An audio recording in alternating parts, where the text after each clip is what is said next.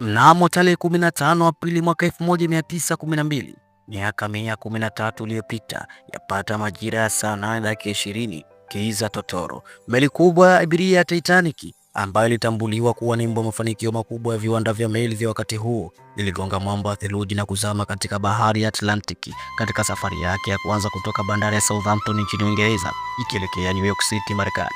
Zama hizo Titanic ilitambuliwa kuwa meli kubwa zaidi na ya kifahari kuliko zote duniani. Watengenezaji wa meli hiyo walinukuliwa wakisema ya kwamba meli hiyo haiwezekani kupasuka na kuzama kutokana na ubora uliotengenezwa nao.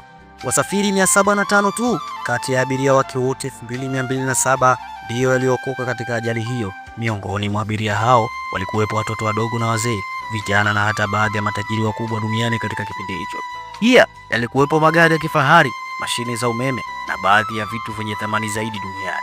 Ajali hiyo ilitambuliwa kuwa mbaya zaidi ya baharini na ilisababisha idadi kubwa ya vifo duniani.